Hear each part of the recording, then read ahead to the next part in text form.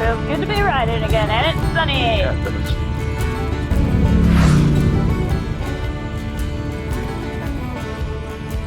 You sore old grandma? Ugh. Hey there, I'm Kelsey, that's Tim, and this is the story of our adventure. Life is fleeting, and we want to squeeze every bit out of it. We are wandering the world, so home is a bit of a moving target for us. We love finding the random, the remote, and sharing it all with you. So subscribe to get lost with us and hopefully find some inspiration to go after your own dreams.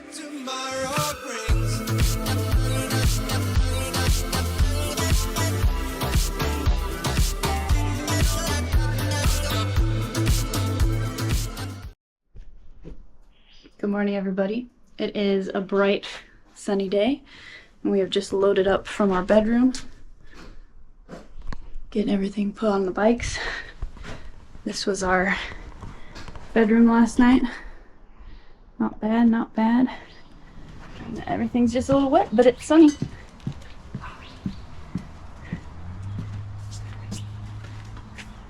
Rained all night. All night, so bad. So the bikes are clean. Yeah. Yeah. So we're just getting packed up, and then we'll hit work. Welcome back to Bisbee, Arizona, where after the previous rainy day, we were thrilled to see the sun.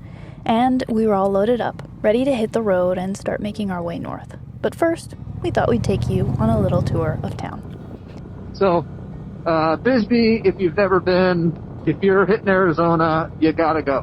Bisbee's so cool because when the mine shut down, one of the biggest copper mines in the U.S. back in the day, and then they moved over to like Clifton Morenci took over as one of the biggest open mines on earth. We're going to go by that tomorrow.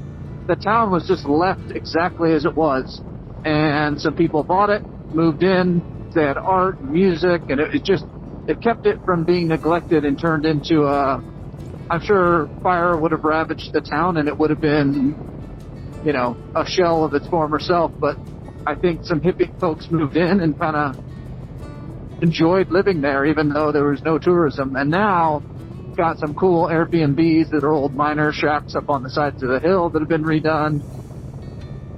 Yeah, it's neat. You can go down the old underground mine, and it's just dripping with history, Yeah, it's really, really cool town. I think Bisbee, we'll re-quote it on the screen if I'm wrong, but it was the largest city west of the Mississippi besides San Francisco. So that's a lot of caveats, but basically it was a serious town between the Mississippi River and the western coast. The only bigger city was San Francisco back in the mining days. So I just think that's kind of a neat thing that when you see how much of the town's left, you realize how big it must have been at its peak. Yeah. Did it have like a stock exchange or something, or am I making that up in my mind? Yep. No, it's still there, and it's like a bar now. But yeah, I know they would trade the price of commodities and metals and all that sort of thing. So that's cool. Yeah. After that little tour of town, we decided to stop for some coffee and watch the world go by for a bit before we hit the open road. And while we sit down to have some coffee, I'll tell you a little bit more about Bisbee. The town was founded in 1880 as a copper, gold, and silver mining town, and it was quite successful, becoming known as the Queen of Copper Camps. Bisbee proved to be one of the richest mineral sites in the world, producing nearly 3 million ounces of gold and more than 8 billion pounds of copper, not to mention the silver, lead, zinc, and even turquoise, known as Bisbee Blue. By the early 1900s, driven by the booming mining industry, Bisbee had become the largest city in the Arizona Territory, with a population of over 20,000 in 1910. By 1917, open-pit mining was introduced to meet the copper demand during World War I. But by 1974, ore reserves had been depleted and Phelps Dodge closed down open-pit operations that year and ceased underground operations the following year. So, like Tim mentioned, this is when the town turned more towards the arts and tourism for its income, becoming the quirky, charming little town it is today.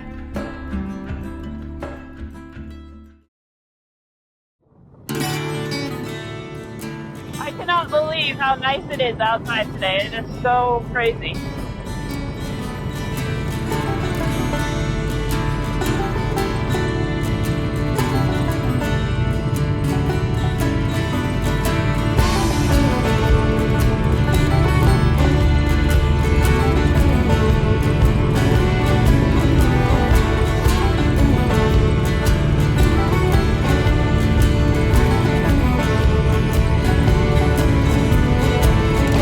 beautiful morning. Although it looks like we got a little storm to our north, but that's what hit us last night. But man, it's nice to be in the sun. It's true. It's amazing because this would be really, really hot if we hadn't actually just had that storm. So, in the grand scheme of things, I think we're pretty lucky. And when it's 110, this flat, straight road through the valley is not so lovely. But today, I cannot believe it's actually cool air. I love it. It feels so good.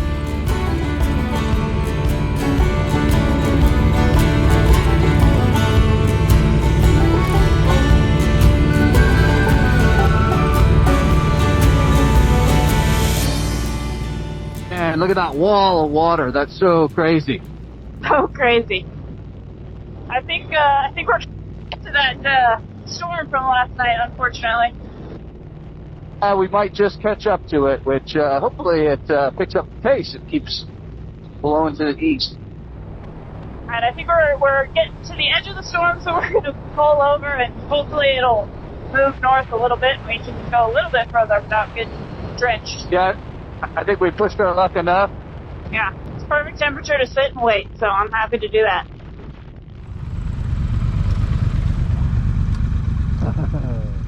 I don't know if they can hear us, but you want to tell them what we're doing? Yeah, we're trying to dodge storms, and we decided that wall of water is looking quite dense. So we're giving it a minute to move ahead. So we looked at the radar, and we can tell that it's moving that way. So we'll just let it go. I don't want to catch it.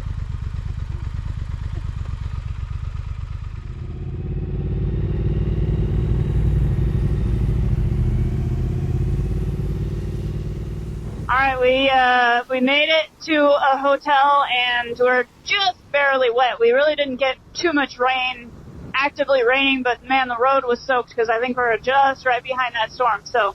2 days of dodging storms and not getting too wet, except for basically a misting. I'll take that any day. Me too. Pretty awesome. Pretty happy to have a hotel for the night because, man, it looks like it's gonna pour. Made it to a hotel. And we didn't even get truly rained on, which is awesome. 20 minutes later. Alright, we made it to a cheap hotel and decided to call it here because it is dumping rain, but we made it again just in time. So we actually had a storm system following us in. Yeah. And then we got to the edge of a massive storm front. We hit the rain, and then we pulled off, waited for the storm to move. And then we pulled in behind it and sort of got into town just getting misted, really, not really rained on, which I can't believe 2 days in a row we've kind of dodged them. Yep. And now it is just, there's like a foot of water in the parking lot over here. Flooded, yeah. And yeah, so we were able to walk and stay out of the puddles to get some food. Just some grocery store chicken grocery tenders. Store, fried chicken, and potato wedges. Yep. Keeping it healthy, eating clean. We also got some beer. And also got some beer. It's a true American motorcycle trip, I'd say. Damn right. But this is a nice treat. It is feel really like nice. We almost pushed through and went up the road, and then we'd have to ride the most fun road I know of, with it soaking wet. Yeah. And so I'm excited that we get to do it in the sun tomorrow. Yeah, it's supposed to be projected sun. Yeah, it's supposed to be nice and sunny, and then like for the next week at least, it seems like really good weather. So should be good. I'm gonna Worthy eat now. stop. Good morning. We are just gearing up, loading the bikes.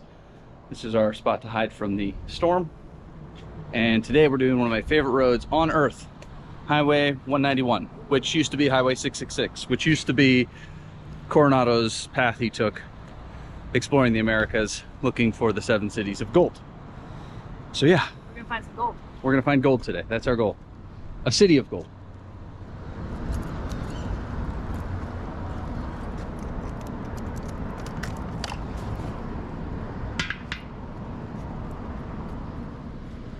Good morning. Good morning. How cool is this, guys? We got last night prime parking right in front of our hotel room. It definitely makes you feel good to be able to look out and see your bike and know it's okay. Totally.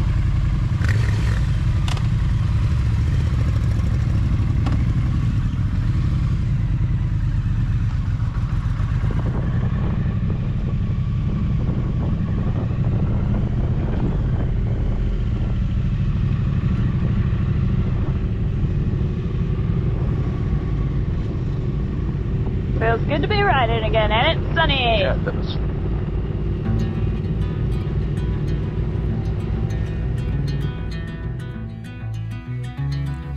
It was such a beautiful day. We made our way north on back roads, putting through small towns like this, and just taking in the sights.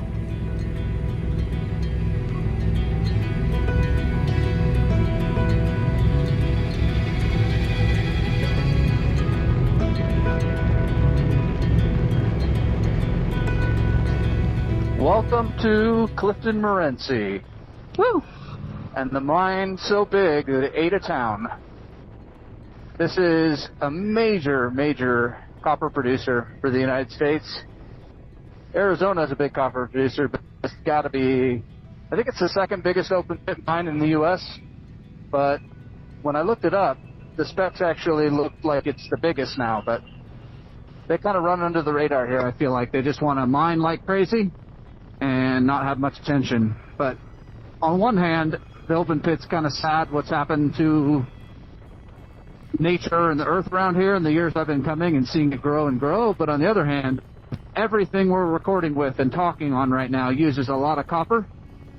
And in a sense, I'm kind of proud that Arizona still produces copper. Yeah, so it's kind of a weird dual thing where it is wild to see what's happened to the earth in this area. You can zoom in on Google Earth and look at the Morenci mine and just start backing out, and you're looking at a huge part of the planet when you no longer can see the little chickenpox mark that is the mine itself. In person, it's just the scale is, you can't really comprehend it. It is really crazy.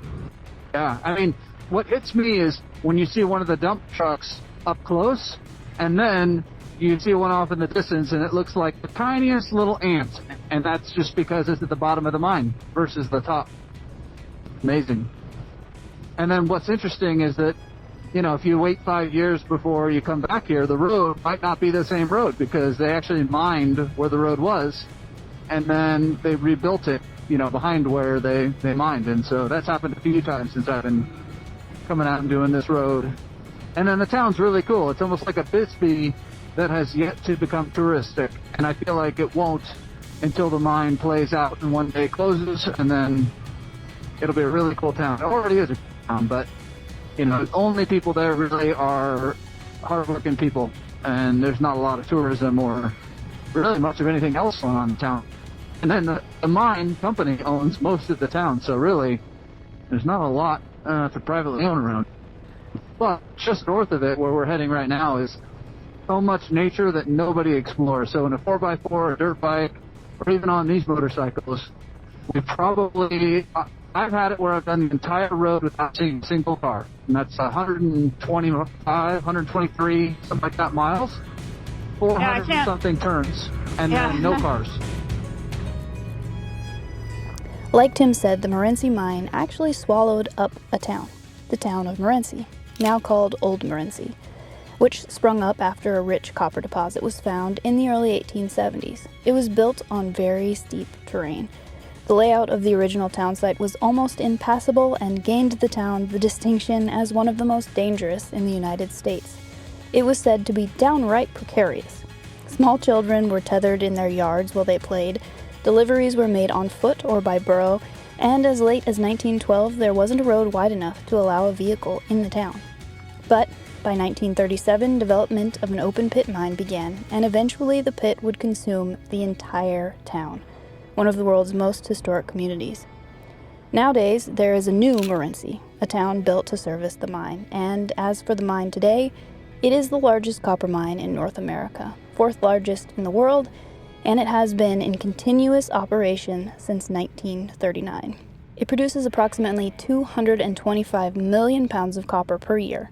There are 267 dump trucks, 16 blast hole drills, 13 electric rope shovels, and 6 front-end loaders, plus a fleet of track dozers, wheel loaders, motor graders, backhoes, and water trucks to support that fleet. The mine itself is over 2.5 miles wide, 4.5 miles long, and the final pit depth is expected to be approximately 4,450 feet deep. So it is a very impressive operation.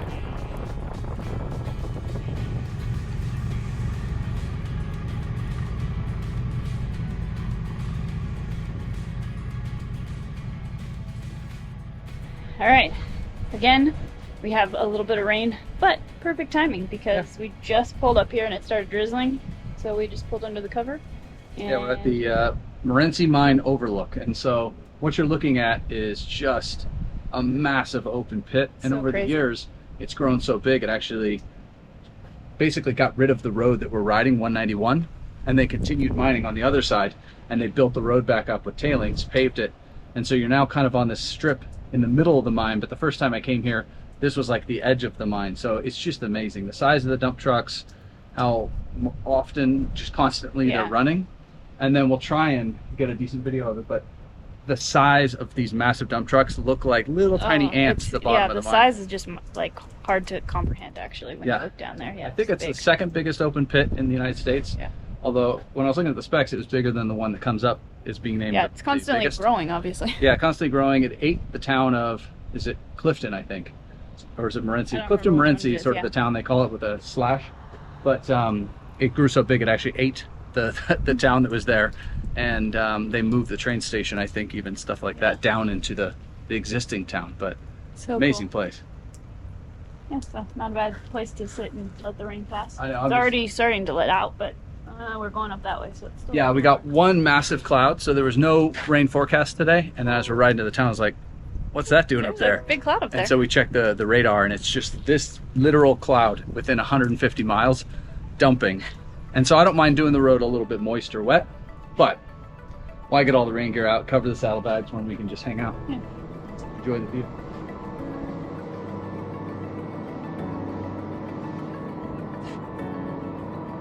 The sound is kind of crazy too, like you just realize how much machinery.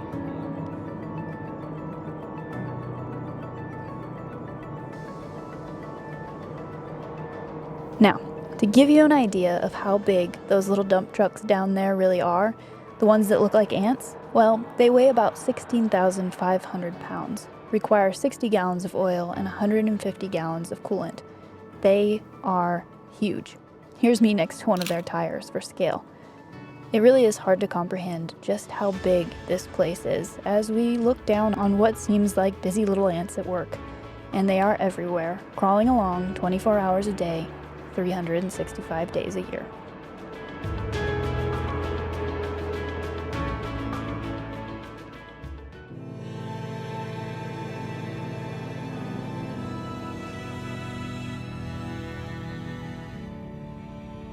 So by the end of this road, I expect to be pretty good at turns. But for right now, I'm working my way up because it's a lot of turns.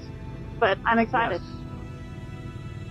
This road is an intimidating one for me, and as we headed for the curves, I was feeling just that, a little intimidated. You know, they're good turns. They're not, I think it's nice because if you're going to go run Mulholland or, you know, one of these roads right next to Los Angeles on a motorcycle and you're learning, to me that sounds terrifying to have a Bugatti Veyron behind you. And This is the perfect road for it. yeah, and motorcycles buzzing past you or the tail of the dragon. Here, you're on a vacant road, so do your pace. The concrete's really good once you leave the mining area because it gets so little use. Yeah. Such pretty mountains back out here too. Oh, wow. So pretty, yeah.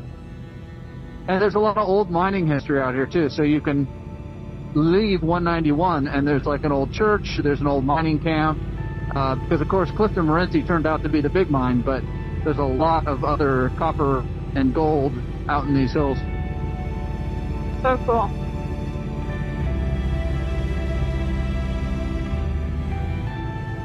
With Tim's coaching, I was feeling more and more confident around the corners as we went, and I can't tell you how amazing it was to have our Cardo system for this.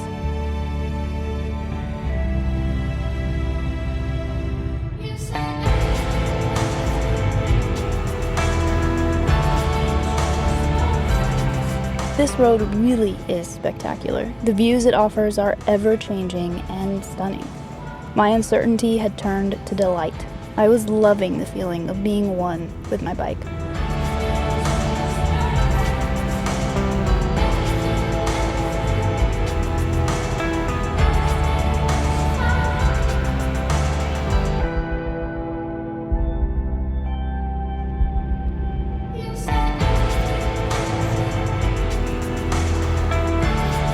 colors when it rains are just so vibrant and it smells so good.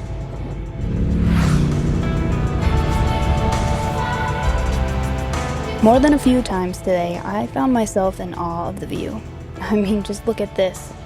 It looks nice on the screen, but I can't even put into words how amazing it was in person. I couldn't believe I was here getting to do this. As we continued to gain elevation, we also found our storm again. But lucky for us, it was still fairly warm, at least enough not to worry too much about getting drenched.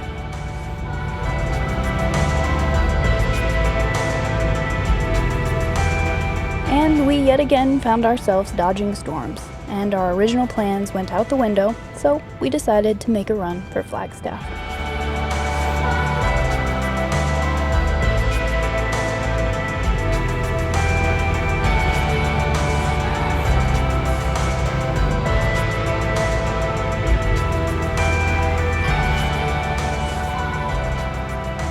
You sore old grandma? Ugh.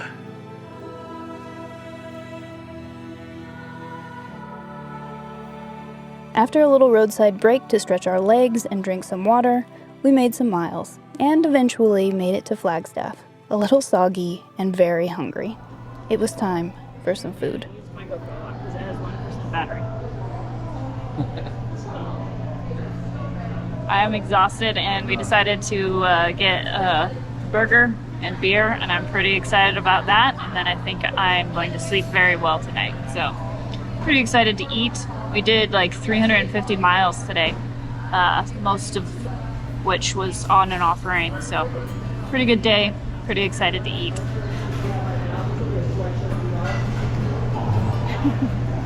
Well, thanks for coming along on this one, guys. It was a big day of riding, and I have to say, I was pretty proud of myself for riding Highway 191, and in the rain, no less.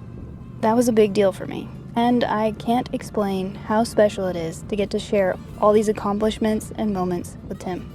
A big shout out to Cardo for allowing us to truly experience this ride together. It really is amazing to be able to talk with each other while riding. Anyway, today was an amazing day. I hope you guys enjoyed coming along. Make sure you're subscribed so you can see the rest of our adventures, and if you liked this one, hit that like button or leave us a comment so we know. And we'll see you next time.